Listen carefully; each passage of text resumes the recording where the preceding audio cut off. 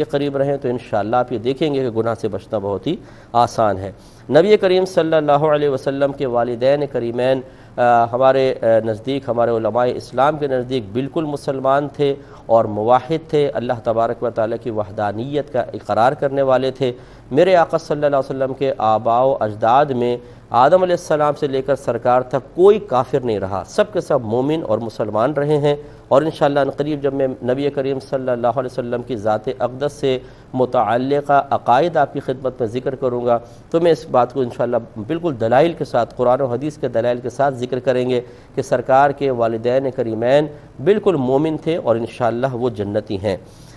Be be Khadija الکبریٰ رضی اللہ تعالی عنہا کے بارے میں کہنا کہ معاذ اللہ وہ عیسائی تھیں، بالکل غلط ہے، وہ دین ابراہیمی پر تھیں۔ ہاں، ان کے جو مطلب ورقہ بن نوفل تھے، وہ چچا زاد جو بھائی تھے، وہ پہلے مطلب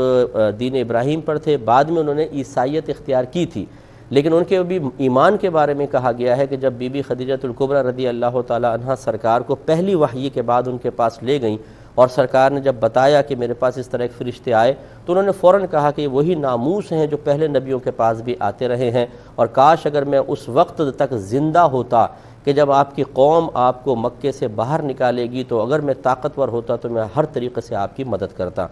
اس پر ان جملوں، اور پھر ان کے کچھ عرصے بعد ان کا وصال ہو گیا تھا، وہ نابینا بھی تھے، پھر وصال ہو گیا تھا، انہیں باقاعدہ اعلان نبوت سے پہلے ان کا وصال ہو چکا تھا۔ تو بعض نے اسی حدیث کو جو بخاری کی شروع کی حدیث ہے دلیل بناتے ہوئے ان کو مومن مانا ہے، لہٰذا معاذ اللہ وہ بھی عیسائی نہیں رہے تھے۔ اور بی بی خدیجہ الکبریٰ رضی اللہ تعالیٰ عنہ کے بارے میں یہ کہنا کہ چونکہ دیکھو نا وہ چچا زاد تھے تو اس وجہ سے وہ عیسائی تھے تو آپ بھی عیسائی ہوں گی اسی لیے وہاں لے کر گئیں، یہ بات نہیں۔ چونکہ وہ پچھلی کتابوں کا بہت زیادہ علم رکھا کرتے تھے اس لیے لے کر گئی تھی کہ جو پچھلی کتابوں میں نشانیاں لکھی ہوئی ہیں اس کی روشنی میں ذرا آپ بتائیے کہ کیا ان میں کوئی مطابقت ہے جو آخری نبی کی نشانیاں بیان کی گئی ہیں، تو انہوں نے بتایا کہ بالکل ویسی ہی ہیں۔ تو اس طرح کی بدگمانی ان جیسی عظیم ہستی کے ساتھ ہرگز نہ کی جائے۔ یہ انہوں نے کہا کہ فجر کی سنت اگر ہماری نکل جائے اور ہم طلوع آفتاب